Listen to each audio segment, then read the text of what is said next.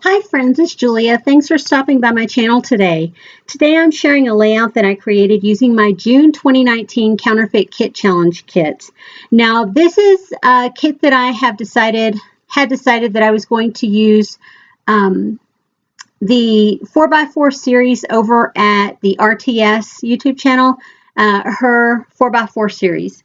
And so what that entails is that you pull specific papers out and you cut them in a specific manner, and then you put layouts together using each of those cuts of paper.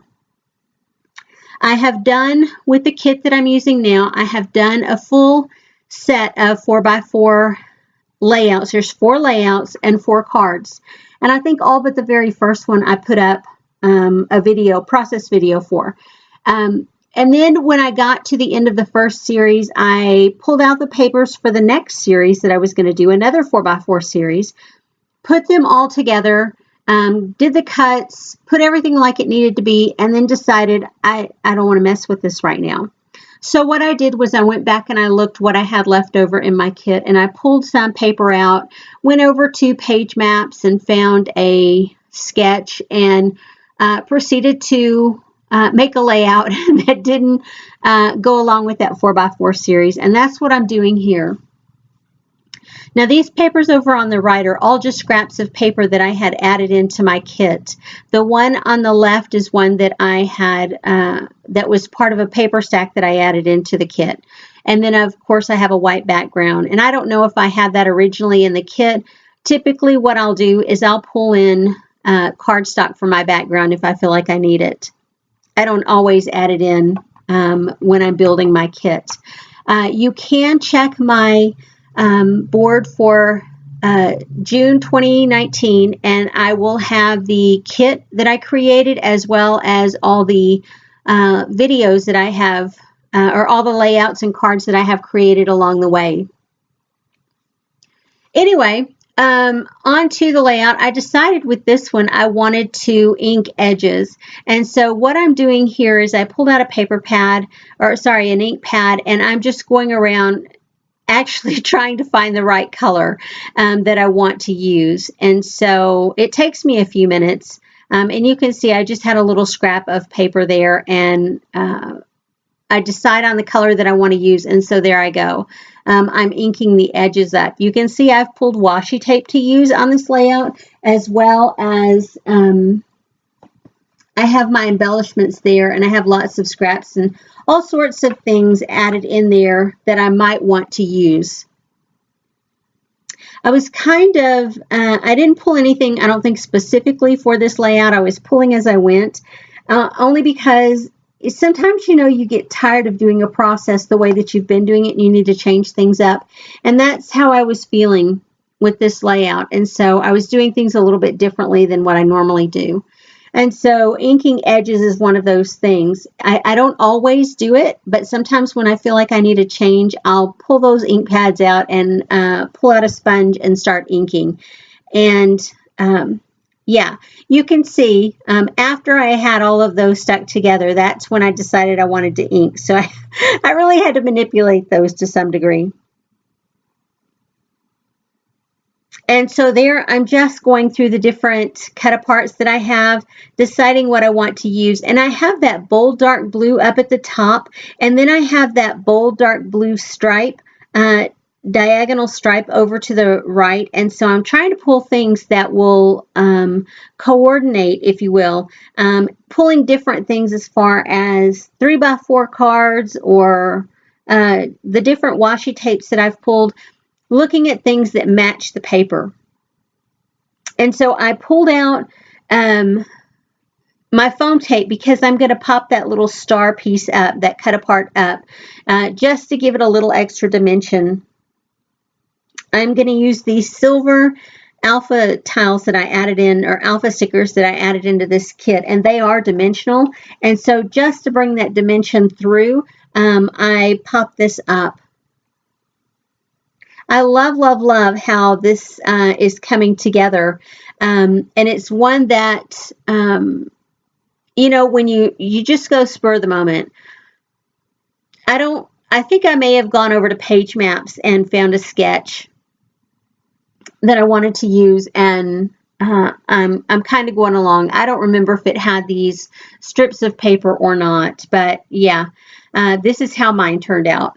That piece that I'm moving around there is one that I've had in my stash for a long time. I had printed it out for a specific kit a while ago and then didn't use it. And so it's just been in my leftover bin for a while. And so, yeah, I'm glad I added it into this kit and I'm finally getting some use out of it. And you saw I had that cut apart. I don't remember what it had on there, but it had red lettering on it for whatever the saying on it was. And so I wanted to kind of tone that down. I didn't want the red to show because there's no other red on the layout. And so I just used that to back that journal piece that says, I am under no obligation to make sense to you. It's a cute little saying I found on the internet, probably on Pinterest. I didn't realize until that moment that I didn't have that stuck down, which I do that quite frequently. I will lay stuff around thinking that's exactly where it's going, then not stick it down for whatever reason. This camera has been in my stash for a while, and I opted to use it here. Super cute acrylic piece, and I want to say it is from Freckled Fawn. I'm thinking about my title. I have it pulled. Oh, that says my friend. So I'm just using that as the background for that, and then I will put that back up where I had it. I love that color block piece of paper because it really makes it easy on where you want to put your embellishments, etc. And so I pulled out that flare that has also been in my stash for a very long time, and I'm glad to be able to get to use that this go around as well. So in thinking about where I want my title, sometimes when I pull a title out and I put it on my ruler like that and I set it to the side, it's because I'm not 100% certain where it's going to go. And so what I'm doing here is, even though I have those two clusters, one at the top, one at the bottom, I feel like I need something to ground the title in the middle. And so I pull that washi tape to use there in the middle. And it's not going to be anything fancy. I'm just putting it down there in order to back my title on. And I pulled that super bright blue one in, but it doesn't end up making the cut. It doesn't quite match, and I need the washi tape to go directly under my title and not, extend above it. So I'm liking how this one is looking so far. There I add a puffy sticker, and that's from Elle Studio, and it says, "This was fun." And then I decide, of course, you guys know me, I stick something down and then change my mind, so I pull it back up. And that's the thing about ATG. If you do it within, like, say, the first 30 seconds or so, it comes up really easy. But the longer you wait, the harder it gets, and the more you're likely to peel your base paper up. And so that's what I've done here. I peeled it up a little bit, so I added a bit more adhesive. I am adding some washi tape at the top to kind of pull in from where I've added it over on the left side of the layout, and just making those into some banner strips across the top there. And I have that piece of washi tape on cardstock that it's that third piece or fourth piece of washi tape that I did not use over where the title was out, but I did use it here on this top portion. I'm going to go through and I'm going to find something to ground those banners at the top, something to add a little bit of an embellishment cluster there. And I don't always follow the rule of threes. And yeah, I'm not following them here. Looking at the finished layout, if you count the journal spot at the phrase at the top, you count the title, you count the star cluster with the camera, You count the washi tape banner at the top and then the embellishments around the bottom of the photos. That's 5 clusters. And it turns out okay because it is an odd number, I think. And sometimes 3 is okay, and it works terrific, but sometimes 3 is not always the most appropriate. Sometimes 2 is fine, sometimes 1 is fine, and sometimes up to 5 is okay too.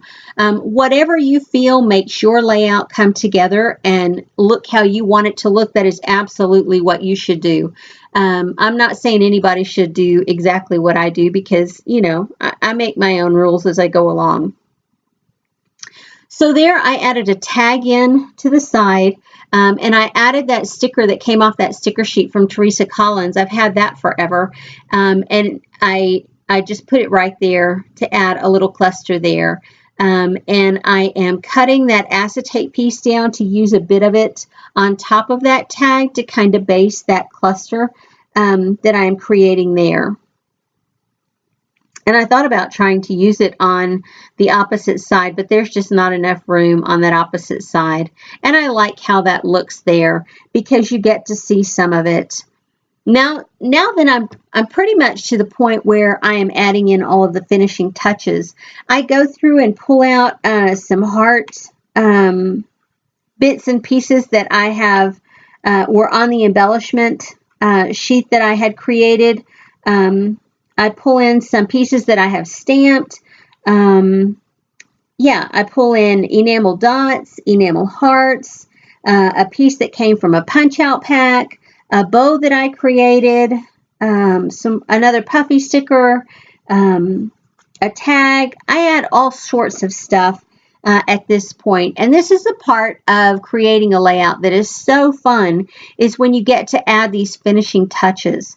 And I love adding lots of embellishments to a layout. I really do go with embellished heavy, if you will. It's just something I like to do. It's not for everybody, and that's okay.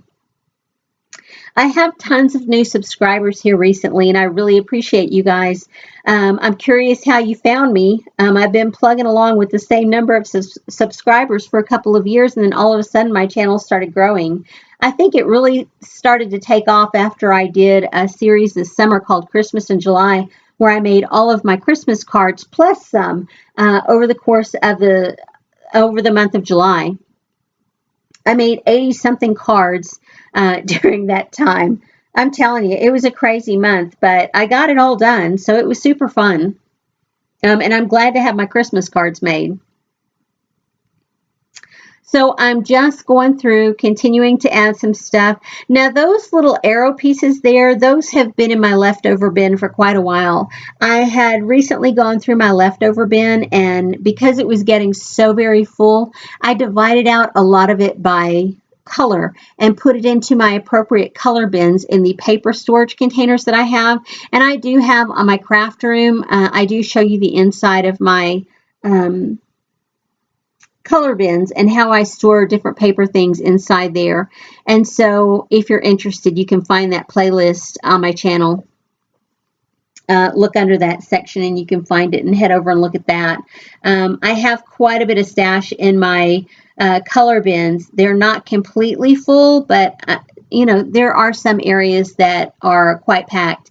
And now that I have filled those divided those random things out and put them in the color bins, they have really filled them up. And so it's fun to pull some of this stuff out that I had forgotten about and being able to use it up. That's the best part of having a stash, is being able to use it up. Because most of what I have in my stash, no, all of what I have in my stash, I love. Just saying, I love it. There, I added a star to kind of balance out the stars down in the corner. And I added a little phrase sticker at the top that says, "Do what you love." And there's the finished product just about. Well, no, I take that back. I'm still adding a few things in. I haven't got to the enamel dot phase, the very final stage for me. Anyway, I sure appreciate you guys. I would love it if this inspires you, if you would flip me a thumbs up. I would also love if I inspire you and you're interested, if you would subscribe to me. And if you're interested in seeing the layouts or the videos that I put up when they come out, please hit that notification bell and it will notify you when those videos come out. I try to be fairly regular, a couple of times a week. Here lately, it's been 3 times a week, and I've been maintaining that schedule pretty well, but there's no guarantee it will continue, only because, I have a pretty busy life and I have a busy job, and new puppies at home. So anyway, thanks for sticking around and thanks for watching my video today. Like I said, I hope this inspires you to get into your stash and use some of it up. Have fun with it. Get in there and create something that you wouldn't have created normally. Do something different. Pull out something old or something new and combine it with something old or something new. And just have a good time with your stuff. Make some embellishments. Yeah, just have fun with your stuff. Anyway, thanks for sticking around today, guys, and I will see you on the next video. Have a great day, everyone. Bye-bye.